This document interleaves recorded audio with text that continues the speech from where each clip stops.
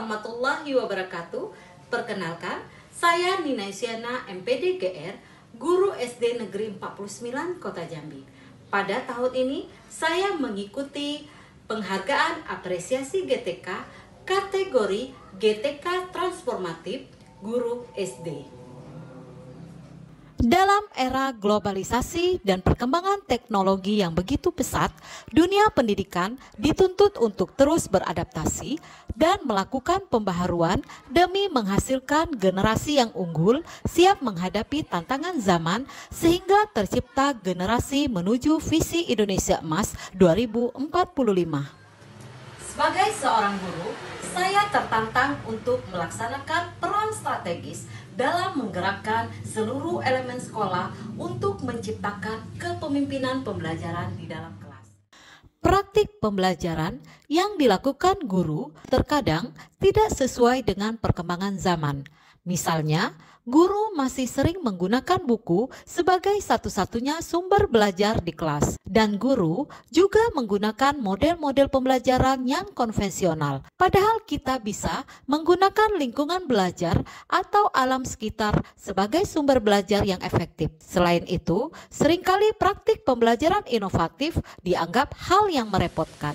Sekolah memiliki visi yang sangat besar, namun kenyataan di dalam kelas tidak sesuai dengan harapan, di mana di dalam pembelajaran di dalam kelas, peserta didik terlihat pasif dan juga tidak tertarik untuk berpikir sehingga berdampak pada nilai akademik yang rendah. Selain itu, pada rapor pendidikan sekolah, perlunya adanya peningkatan pada dimensi kualitas pembelajaran.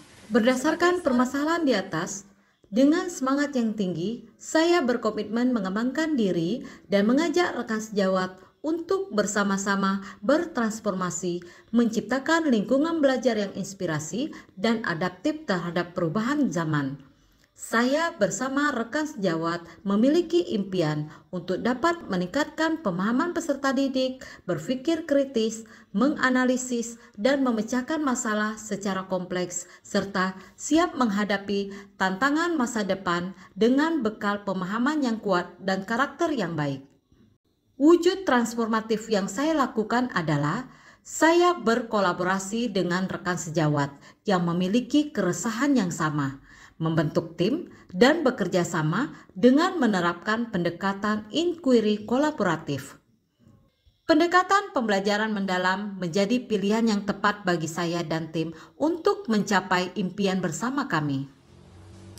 Ada 3 prinsip di dalam pembelajaran mendalam, yaitu berkesadaran, bermakna, dan menggembirakan. Ada beberapa tantangan yang saya hadapi dalam melakukan praktik baik ini.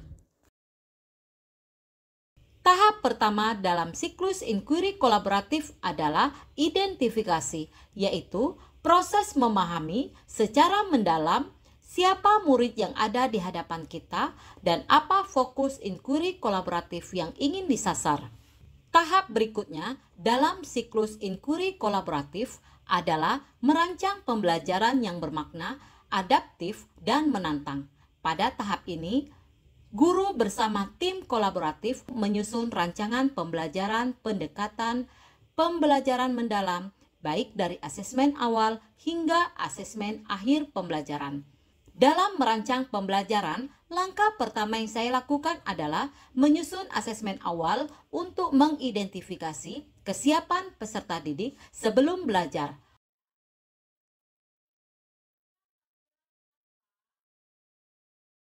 Tahap pelaksanaan adalah fase di mana guru dan tim kolaboratif secara bersama-sama menerapkan rencana tindakan yang telah disusun dalam proses inquiry untuk meningkatkan kualitas pembelajaran.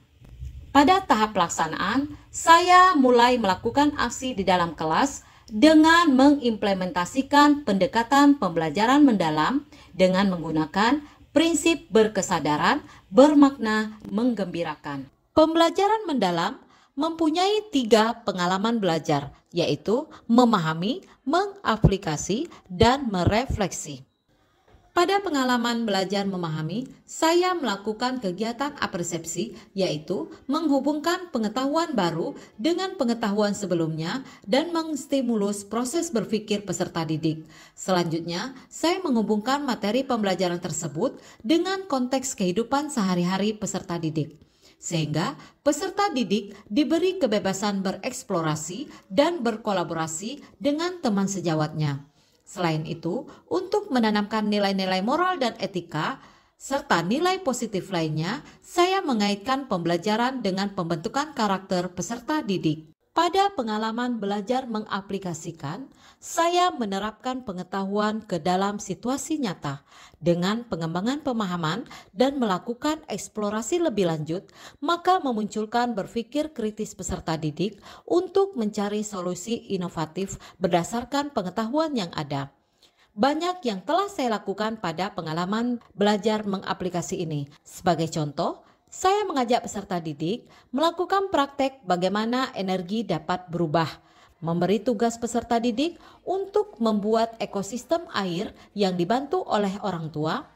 Peserta didik ditugaskan untuk membuat karya 2 dimensi dalam bentuk membatik dengan pola batik Jambi, mengajak peserta didik berkunjung ke pabrik tahu untuk mengetahui bagaimana proses pembuatan tahu. Selanjutnya, peserta didik diminta untuk melakukan pengukuran satuan panjang pada benda-benda yang ada di lingkungan sekolah, dan kemudian peserta didik juga diajak untuk berkunjung ke warung-warung terdekat sekolah untuk mengetahui kegiatan pembelajaran rupiah. Selain itu, saya juga mengajak peserta didik berkunjung ke Bank Indonesia dan Museum Segijai Kota Jambi. Dengan pengalaman belajar yang saya terapkan, membuat pembelajaran menjadi menyenangkan, lebih bermakna, dan mengesankan bagi peserta didik. Tak lupa, pada proses dan akhir pembelajaran, saya melakukan asesmen pembelajaran. Penilaian yang saya lakukan untuk mengukur keberhasilan belajar peserta didik. Pengalaman belajar yang terakhir yaitu merefleksi, di mana saya bersama peserta didik melakukan refleksi terhadap pencapaian tujuan pembelajaran. Tahap terakhir pada inquiry kolaboratif adalah tahap pengukuran, refleksi, dan perubahan. Pada tahap ini, saya mengumpulkan dan menganalisis data yang menunjukkan sejauh mana pembelajaran berdampak pada peserta didik. Setelah mengukur hasil, saya bersama tim melakukan refleksi bersama secara terbuka dan jujur. Tujuan kegiatan ini untuk menggali apa yang sudah berjalan dengan baik, tantangan yang dihadapi, serta aspek yang perlu diperbaiki.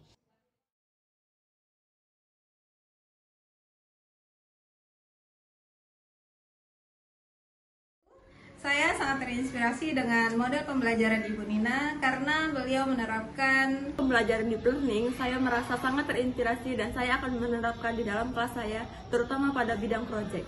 Wassalamualaikum. Sangat senang belajar hari ini karena hari ini kami praktek membuat batik dan kami juga dapat bekerja sama bersama teman-teman. Rasa sangat senang setelah berkunjung ke pabrik tahu kecil karena bisa mendapatkan pengalaman dan pengetahuan tentang proses pembuatan tahu secara langsung. Selain mendiseminasikan praktek baik yang telah saya lakukan, saya juga menjadi narasumber di beberapa kombel sekolah maupun kombel antar gugus dengan materi pembelajaran mendalam. Dengan banyaknya respon positif dari para peserta kombel, saya menilai praktik baik yang saya lakukan ini telah berhasil dan menginspirasi rekan sejawat. Jangan takut untuk mencoba hal yang baru dan berkolaborasi sangat penting dalam menghadapi suatu permasalahan.